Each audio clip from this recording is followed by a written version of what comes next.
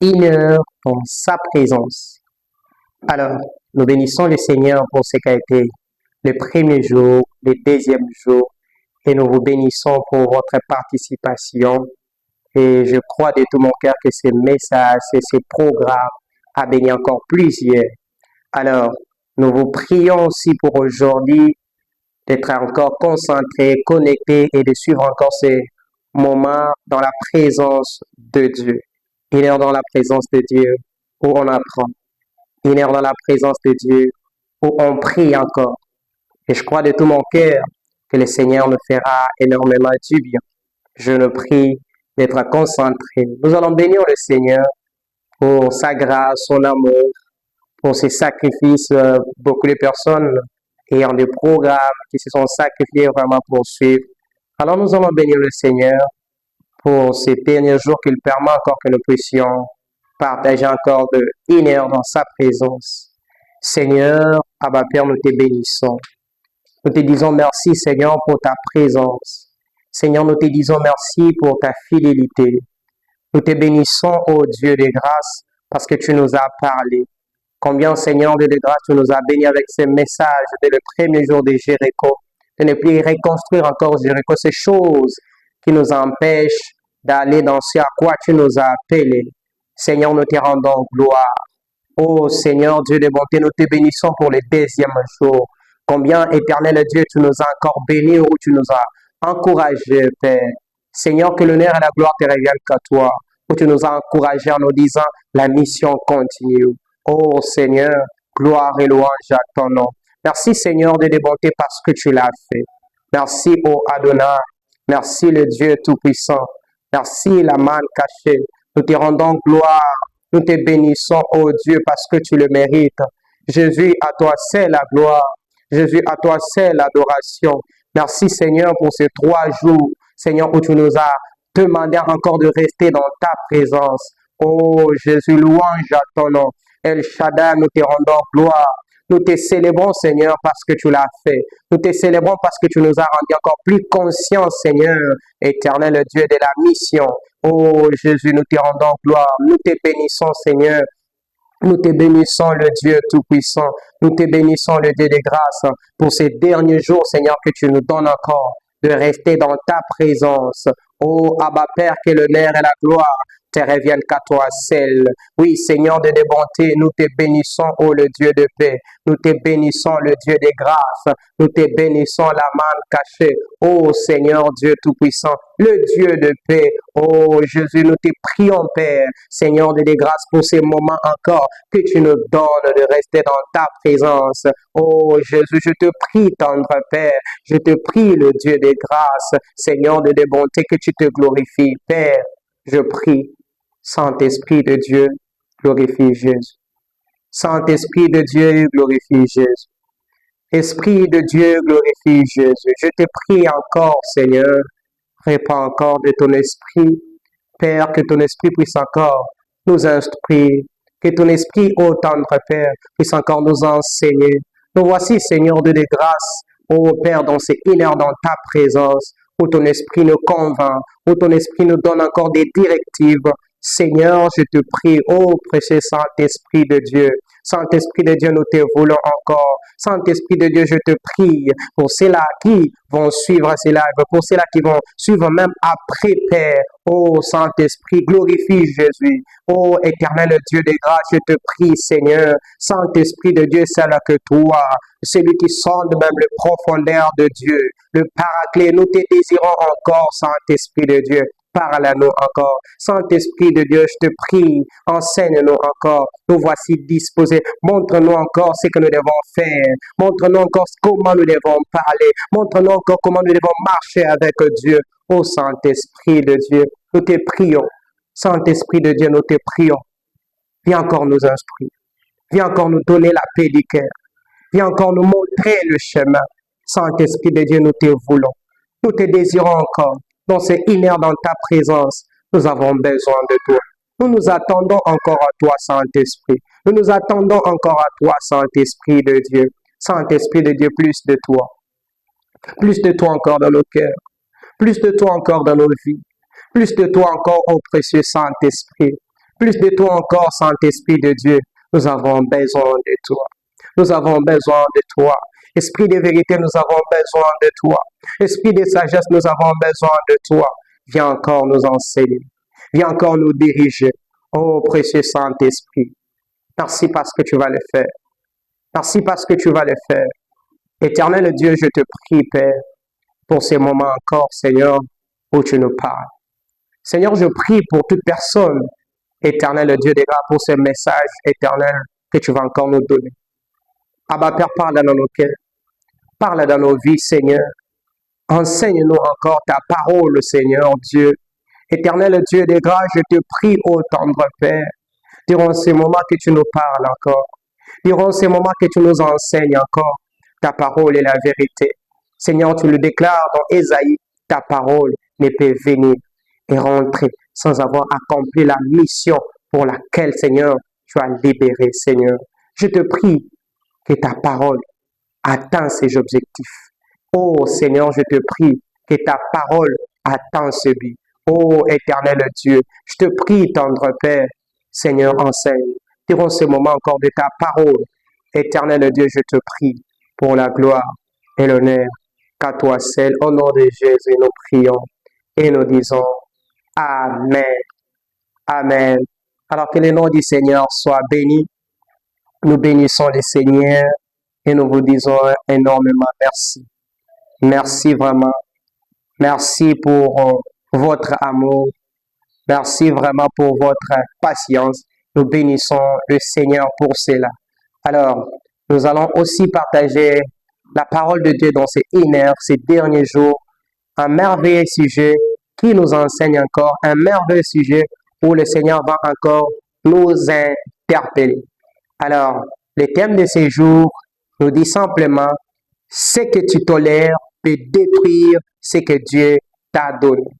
Alors, je vais le répéter encore et tu vas dire dans ta vie, ce que toi-même tu tolères détruira ce que Dieu t'a donné.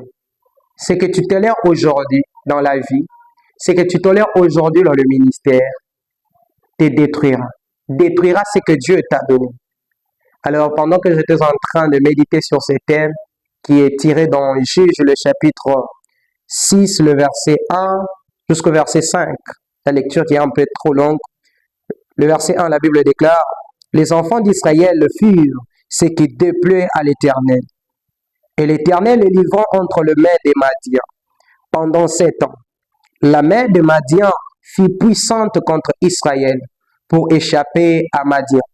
Les enfants d'Israël se retirèrent dans les ravins des montagnes, dans les cavernes et sur les rochers fortifiés.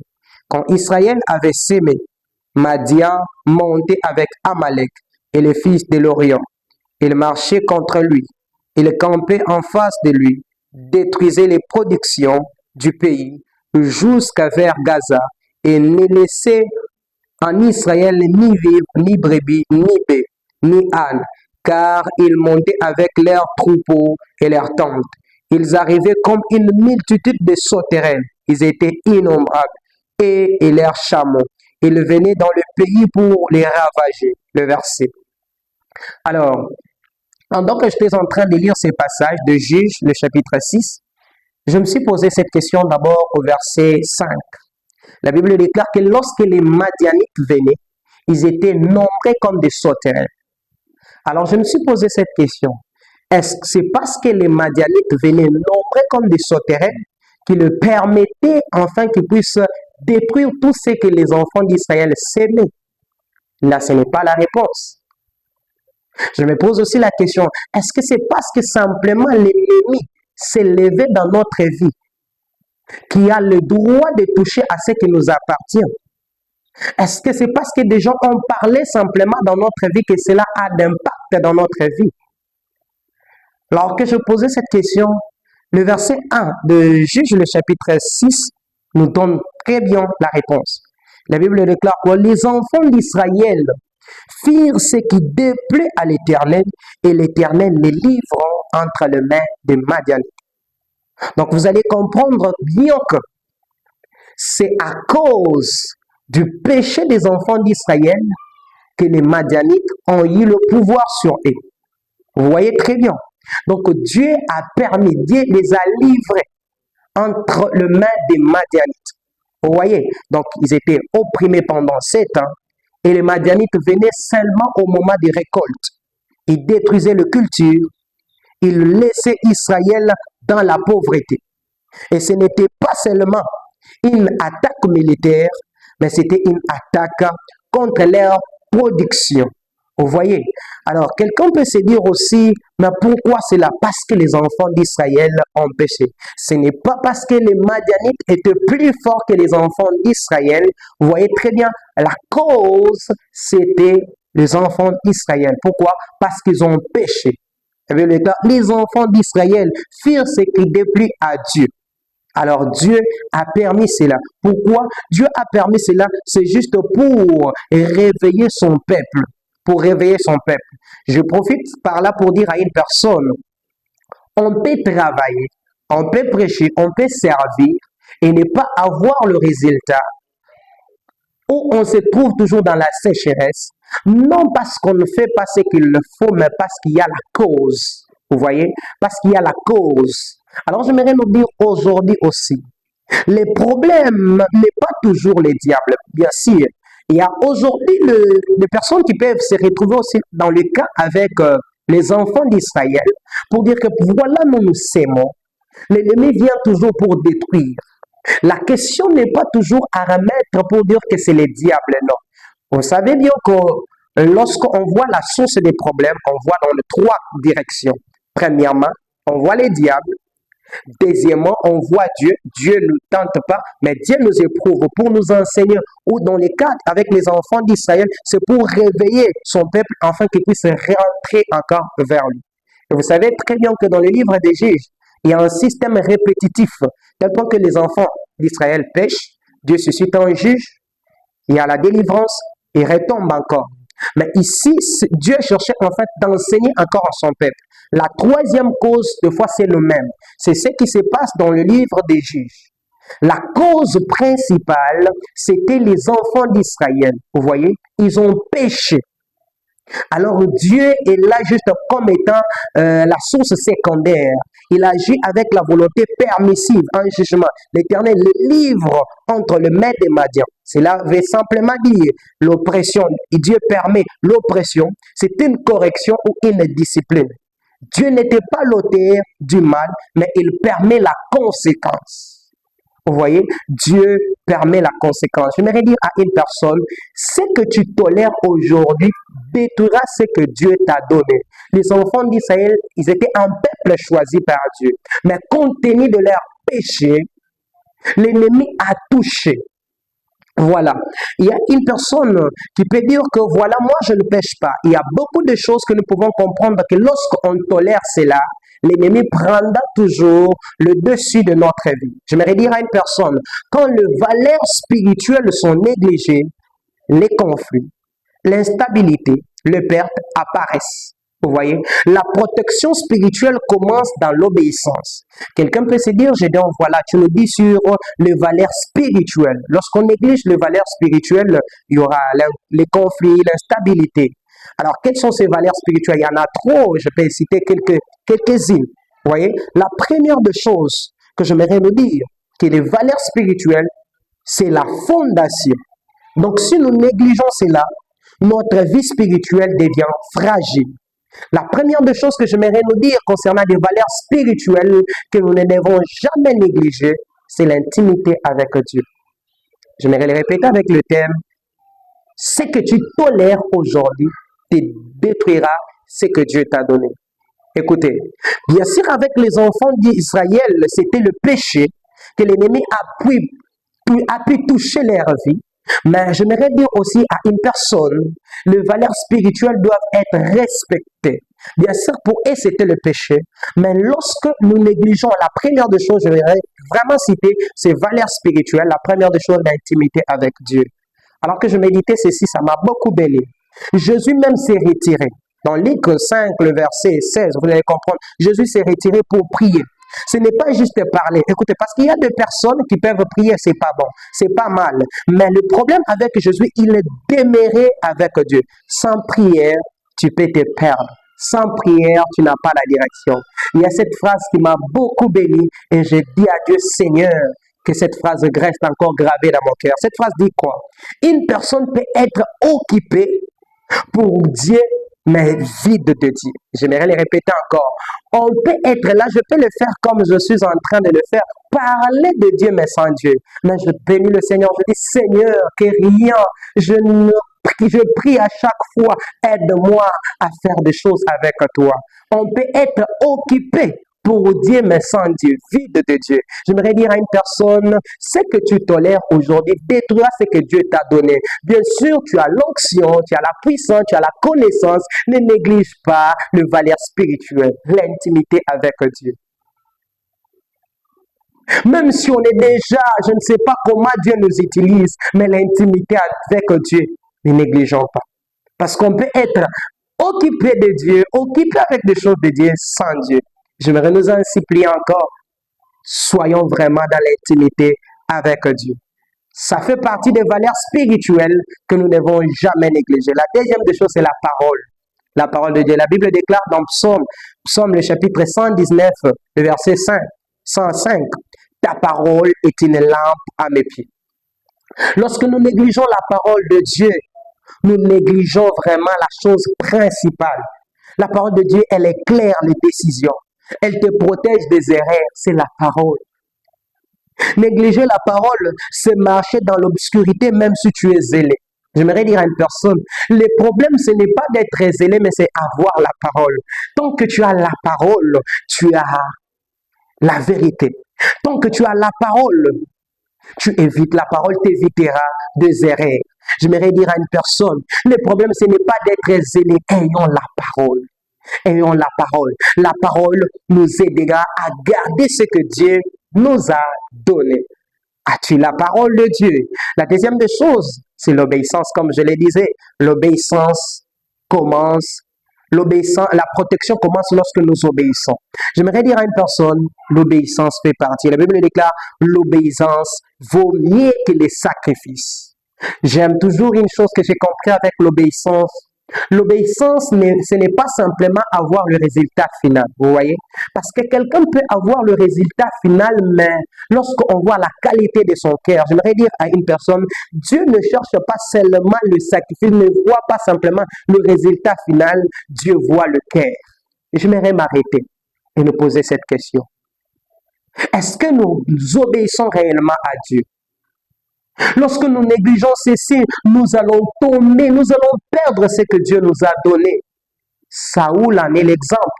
Compte tenu de manque d'obéissance, il a perdu la royauté. Dieu t'a donné aussi quelque chose. Est-ce que tu as l'obéissance? L'obéissance vaut mieux que les sacrifices. Tu peux gêner, c'est bien. Tu peux aider les gens, c'est bien, mais quel est ton cœur? J'aimerais dire à une personne, le problème, ce n'est pas de réaliser des choses, mais Dieu voit d'abord la qualité de notre cœur. Quelle est la qualité de ton cœur? Tu pries beaucoup, oui, mais lorsque tu désobéis à Dieu, tu bloques ta croissance. Tu t'es sacrifié, oui, 5 heures. Moi, je gère une semaine, tout ça là, oui, c'est pas mal. Mais lorsque tu désobéis, tu bloques ta croissance. Nous sommes en train de parler sur des valeurs spirituelles. La troisième des choses que nous devons encore retenir, c'est l'humilité. Wow.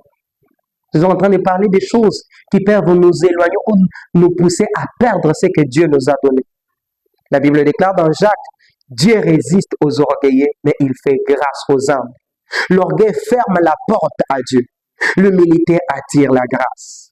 Wow. L'humilité attire la grâce. Beaucoup chutent, non par manque de dons, mais par manque d'humilité. J'ai envie de m'arrêter moi-même et dire, j'ai donc l'humilité. Que l'humilité te caractérise. Peu importe la manière que Dieu va t'utiliser, peu importe la connaissance que tu auras, peu importe les dons, le bien que tu auras, que l'humilité. J'aimerais dire à une personne, on peut avoir les dons, on peut avoir ces biens-là, mais lorsque l'humilité n'est pas là, on perdra ce que Dieu nous a donné. J'aimerais en supplier un serviteur, ayons l'humilité. Ça fait partie des choses qui va garder ce que Dieu nous a donné. Ne tolère pas l'orgueil puisse prendre le dessus de ta vie. Je le prie à chaque fois dans mon cœur. J'ai encore des choses à apprendre. J'ai encore des choses à apprendre dans le secret, dans la parole, auprès des autres. Que l'humilité garde encore. Je prie que l'humilité garde ton cœur. Que tu sois encore prêt à apprendre. Afin que le Seigneur puisse encore, afin que tu puisses préserver ce que Dieu t'a donné. Ce que Dieu a mis en toi. La cinquième des choses, c'est la sainteté. C'est fort que je prie encore à chaque fois que le Seigneur aide la sainteté. Sans la sanctification, personne ne verra le Seigneur. La sanctification, c'est une vie de séparation du péché. C'est un choix quotidien. Je ne le dis pas parce que moi je suis saint, mais je le prie que Dieu nous aide à chaque fois de rester encore saints. On ne joue pas avec le péché. C'est le cas avec Juge, le chapitre 6. Les enfants d'Israël, ils ont toléré le péché. Alors l'ennemi a eu l'accès dans leur vie. Comment ne pas citer encore le sixième principe encore, ou bien le sixième que je dirais encore valeur spirituelle, c'est l'amour, la fondation, la base. Sans l'amour, je ne suis rien. J'aimerais dire à une personne, tant que l'amour n'est pas là, tout devient religieux. J'aimerais le répéter. Tant que l'amour n'est pas là, tout devient religieux. Nous allons organiser des choses, faire des choses, mais c'est religieux. Mais j'aimerais prier à une personne. Tu aides les gens, fais-les avec amour. Tu parles de la part de Dieu, fais-les avec amour. Là où il y a l'amour, Dieu se glorifie. Tu peux avoir des dons, mais sans amour, tu es vide. Tu es vide. La Bible même le déclare, nous enseigne vraiment sur l'amour dans 1 Corinthiens 13. Tu peux avoir les dons, parler en langue, avoir la foi de déplacer des montagnes, mais sans l'amour. L'amour de Dieu compte. Je nous prie et je dis à Dieu, Seigneur, donne-moi la capacité d'aimer. Donne-moi comment c'est pas toujours facile. Il y aura toujours un temps où tu sens tout bizarre, mais même certaines personnes, mais que Dieu nous donne l'amour, l'amour, l'amour. Ça fait partie des choses qui nous aidera à garder ce que Dieu nous a donné. La septième des choses, alors que je vais finir avec la huitième des choses, la septième des choses, c'est la foi. Sans la foi, il est impossible de plaire à Dieu. Croire même quand tu ne vois rien. Faire confiance à Dieu, même dans les épreuves. La foi te permet de tenir quand tout s'écroule. Des valeurs spirituelles. Lorsqu'on néglige ceci, nous serons instables. Lorsqu'on néglige ceci, il y aura toujours des conflits, même si on est loin. La huitième des choses que j'aimerais m'arrêter sur des principes ou des valeurs, c'est la patience et la persévérance. La Bible déclare dans Galates le chapitre 9, Galates le chapitre 6, le verset 9, ne nous lassons pas de faire le bien. Tout ne devient pas immédiatement, mais Dieu travaille dans le temps. Ne nous lassons pas, persévérons encore, soyons patients. J'aimerais dire, beaucoup abandonnent juste avant leur percée. C'est un défi pour nous tous. Persévérons encore. J'aimerais finir avec ces principes pour dire à une personne, tu peux avoir l'onction, les talents, la visibilité, mais sans valeur, tu tomberas tôt ou tard. Bien sûr que les enfants d'Israël ont tombé compte tenu de leur péché. Mais j'aimerais nous dire, parce que tu peux te dire, non, moi je suis intact. Non, ne négligeons pas des valeurs spirituelles. Parce que si nous négligeons ces choses, nous tomberons tôt ou tard. Nous allons perdre ce que Dieu a mis en nous. Ne négligeons pas ceci. J'aimerais dire à une personne, le problème n'est pas ce que le diable a touché, mais la porte que nous avons ouverte afin qu'il puisse entrer. J'aimerais dire à une personne, ne rentrons pas toujours pour tout jeter au diable. Mais quelle est la porte que nous avons laissée que le diable puisse entrer? J'aimerais poser une question. J'aimerais me poser moi-même cette question. Gédéon, quelle est la porte que tu as laissée afin que le diable puisse entrer dans ta vie? Vous voyez dans ces passages, le problème c'était l'infidélité des enfants d'Israël. Ils ont péché. Ils ont ouvert la porte à l'idolâtrie, à la désobéissance, à l'orgueil. Quelle est la porte que tu as laissée? Quelle est la porte que tu as laissée afin que l'ennemi puisse toucher à ta vie? Quelle est la porte que tu as laissée afin que l'ennemi puisse toucher à ce que Dieu t'a donné? Qu'est-ce que tu tolères? C'est un temps où le Seigneur nous met encore, alors que nous sommes en train de finir ces moments, où le Seigneur nous met encore en train de méditer, de voir encore notre vie. Qu'est-ce que tu tolères dans ta vie? Oui, tu crains Dieu, c'est bien. Mais quelle est la valeur? Quelles sont les valeurs de Dieu que tu as négligées, que tu as abandonnées? Quelles sont les valeurs que tu as laissées? J'aimerais dire à une personne, regarde dans ta vie. Quelle est la porte que tu as laissée que l'ennemi puisse toucher à ta vie? Qu'est-ce que tu as toléré encore que l'ennemi a le pouvoir, l'accès dans ta vie? Que l'ennemi a l'accès dans ta vie. Oh, alors que je suis en train d'aller vraiment pour finir. Alors quelqu'un qui peut se poser cette question, comment quitter dans ce système de je récupère tout ce que l'ennemi a touché dans ma vie. Je combats le diable. Parce que ici, c'est le cas avec les enfants d'Israël. Voilà, nous s'aimons. L'ennemi vient toujours pour détruire. Alors que c'était la cause principale. Pour refuser en fait ce système-là, je combats, je récupère ce que l'ennemi a volé, ce que le diable a touché à ma vie, à ma santé. J'aimerais nous donner quelque chose, quelques leçons qui vont nous aider afin de ne pas rester dans le système de toucher, oh, je récupère ce que le diable a volé. La première des choses que j'aimerais nous dire, examine ton cœur. Examine ton cœur. Examine ton cœur. C'est pas à ce moment-là tu reconnaîtras que est-ce que ma vie d'abord est alignée à la volonté de Dieu. Au lieu de commencer à tout remettre, à jeter au diable. Si c'est le cas, c'est nécessaire, répands-toi. Répands-toi. La deuxième des choses, c'est repentir. C'est repentir. Alors à ce moment-là, nous ne serons pas toujours dans des moments de prière. Je récupère, je détruis le diable. Et je sais bien que le diable combat la vie des gens. Mais tout n'est pas toujours à jeter au diable. Des fois, nous-mêmes, la plupart dans le cas de la vie, nous-mêmes, nous sommes la cause principale. Nous-mêmes, nous sommes le fautif dans notre vie. Alors, la troisième des choses que j'aimerais nous dire, restaurer l'autel spirituel. Restaurer l'autel spirituel. Alors, quelqu'un peut me dire, Gédéon, pourquoi tu dis restaurer l'autel spirituel? Lorsque Gédéon a commencé, il a d'abord détruit l'autel des Baals. Lorsqu'il a détruit l'autel des Baals, il ne s'est pas limité là. Il a reconstruit l'autel de Dieu.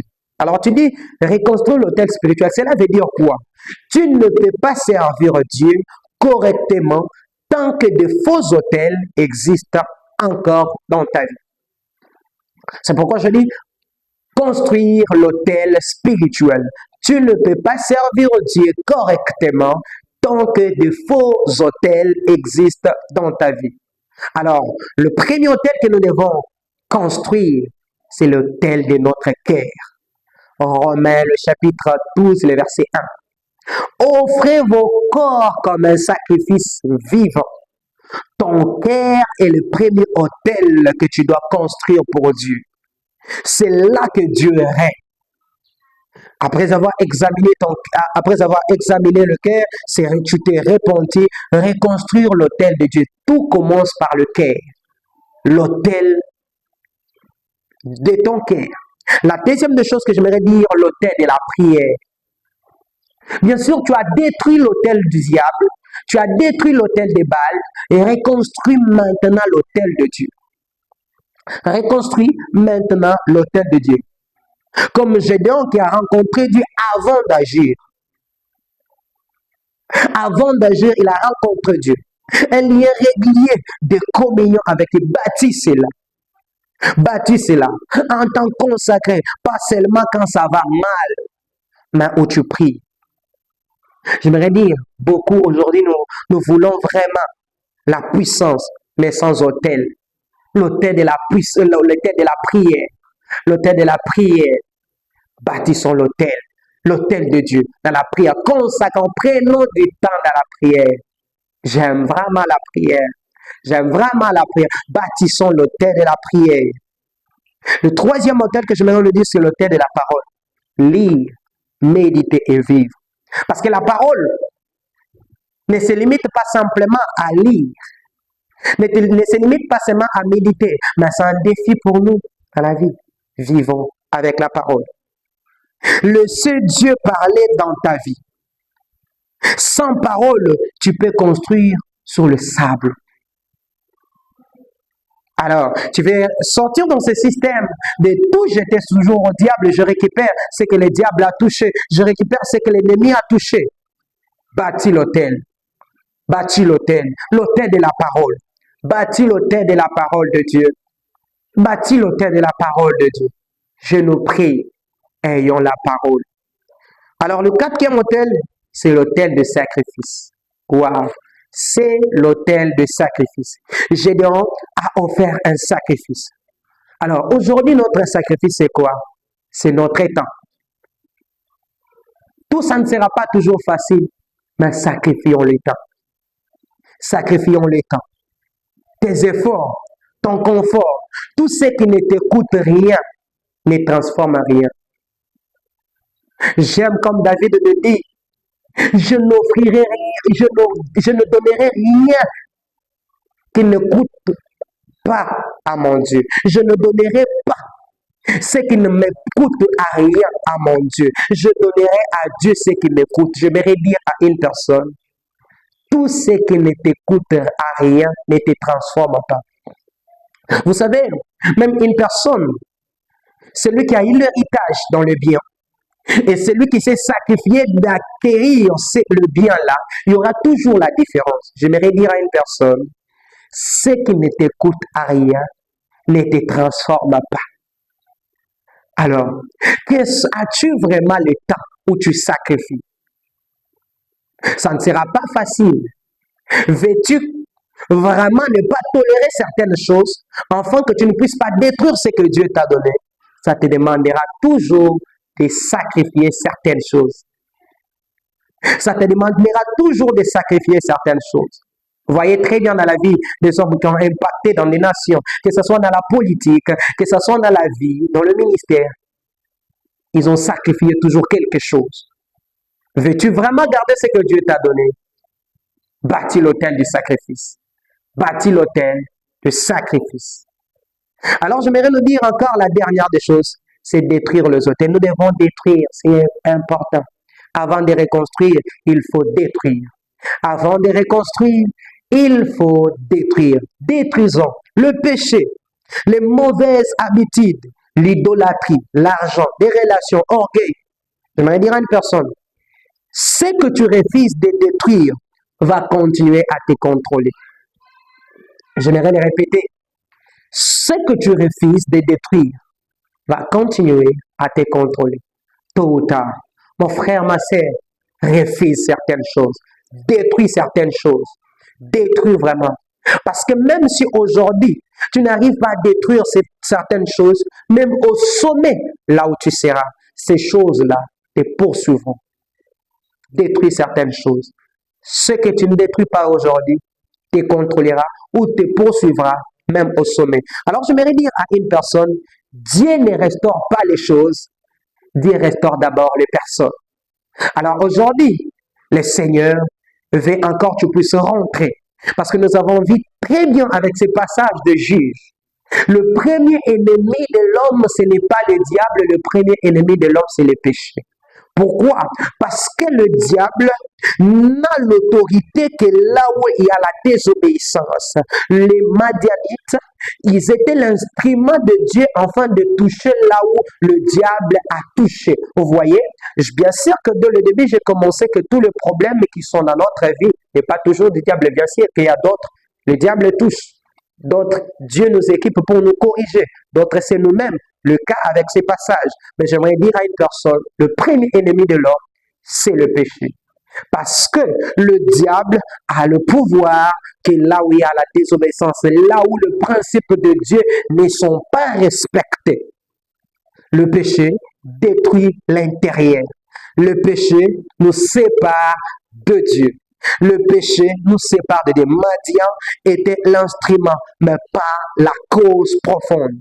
J'aimerais dire à une personne, ne laisse pas le péché puisse prendre le dessus dans ta vie. Ne laisse pas le péché puisse prendre le dessus dans ta vie. Le péché affaiblit notre conscience.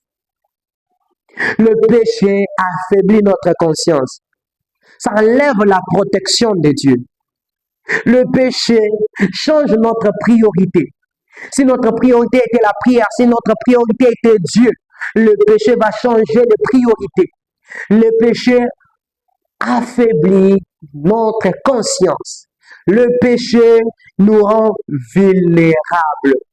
Alors, j'aimerais dire à une personne, quelle est la porte que tu as laissée au diable de toucher ce que Dieu a donné à ta vie? Quelle est la porte que tu as laissée au diable afin de récupérer ce que Dieu t'a donné? Quelle est la porte que tu as laissée? Quelle est la porte que tu as laissée? Oh, alors, j'aimerais vraiment, alors que nous sommes à la fin de notre moment encore de prière, de notre moment de partage, de notre moment d'exhortation, j'aimerais que nous puissions vraiment prier.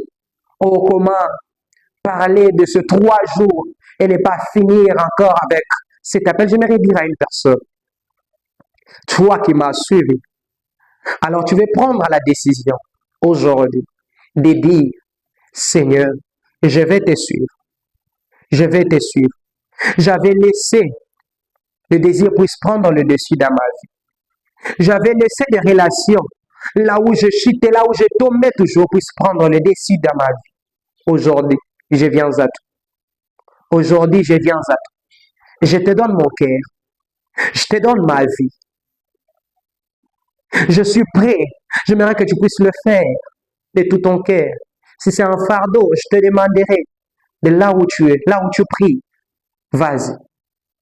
Vois un responsable et dis, voilà, je viens. Aujourd'hui, je prends la décision de tout arrêter, de tout abandonner. Je ne vais plus reconstruire encore ces choses qui m'empêchent d'aller dans ce à quoi Dieu m'a appelé. Je ne vais plus arrêter la mission de Dieu dans ma vie. Il y a des choses que je tolérais. Mais aujourd'hui, je prends la décision d'arrêter. Je prends la décision d'abandonner. Alors, j'aimerais prier aussi avec ces personnes. Tu vas les dire. Tu vas dire à Dieu, Seigneur, aujourd'hui, je prends la décision de te recevoir comme Seigneur et Sauveur. Sois le maître de ma vie. Dirige ma vie, mes pensées, mon âme, mes activités.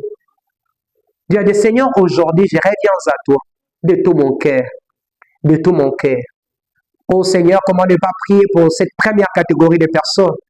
Seigneur, tu es le seul qui touche le cœur.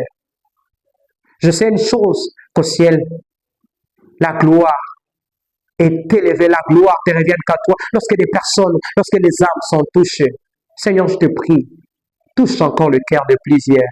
De ceux-là qui ont écouté encore ce message, qui prennent la décision aujourd'hui de dire j'arrête. J'arrête. Je négligeais ma vie. Mais aujourd'hui, je prends la décision. Seigneur, je prie, touche-les. Saint-Esprit de Dieu. Oh, Docteur Saint-Esprit, je te prie, toi qui touches le cœur, touche encore le cœur de plusieurs, pour la gloire de ton nom. Oh Seigneur, je prie, Saint-Esprit de Dieu, glorifie Jésus. Saint-Esprit de Dieu, glorifie Jésus. Touche encore le cœur de plusieurs. Touche encore le cœur de plusieurs. Je sais parce que tu es capable de le faire, que dirais-je, de Saul, alors qu'il partait vers Damas, c'est lui qui persécutait toute personne qui confessait ton nom, tu l'as fait. Je le crois encore. Même cette personne qui a endurci encore son cœur, je le crois que tu le fais. Seigneur, je crois que tu le fais. Je crois que tu le fais. Touche encore le cœur de plusieurs. Quelqu'un qui prend la décision aujourd'hui de dire, Seigneur, je viens à toi. Je viens à toi. Je sais ses défauts, je sais avec ses iniquités, je sais avec ses péchés, un fardeau qui pèse dans mon cœur. Dieu dit, Seigneur, je viens. Seigneur, je te prie parce que tu le fais maintenant. Je prie parce que tu le fais. Oh Seigneur, je prie encore pour cette deuxième catégorie de personnes. Oui Seigneur, ces personnes qui sont conscientes de la mission. Oui Seigneur, mais qui toléraient déjà certaines choses. Oui Seigneur, des personnes qui étaient pleines dans l'œuvre, mais qui abandonnaient l'intimité.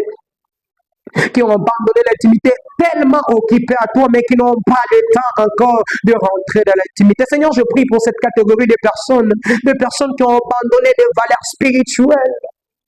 Oui, Seigneur, qui sont dans ton œuvre, mais dont l'amour ne règne pas. Ils le font parce qu'ils le font. Ils sont déjà dans le système religieux. On réalise seulement, mais l'amour ne plus. Oui, Seigneur, je te prie, rends-nous encore plus conscients que l'amour puisse déborder encore. Que ton amour, Seigneur Dieu, que ton amour puisse encore régner dans le cœur, Seigneur, de ces personnes qui sont pleines dans la mission, qui savent déjà leur appel, mais qui ont abandonné l'amour. Seigneur, je te prie pour ces personnes, que l'amour qui nous donne encore la capacité d'obéir. Oui, Seigneur Dieu de grâce, cet amour qui ne nous pousse pas simplement à réaliser des choses pour Dieu, mais à le faire avec la qualité de notre cœur, la qualité de notre... Seigneur, je prie pour cette catégorie de personnes. Oui, Père, je prie aussi pour moi-même. Seigneur, aide-moi. Aide-moi. Seigneur, je prie aussi pour toute personne qui désire encore, qui dit à Dieu, Seigneur, aide-moi, aide-moi.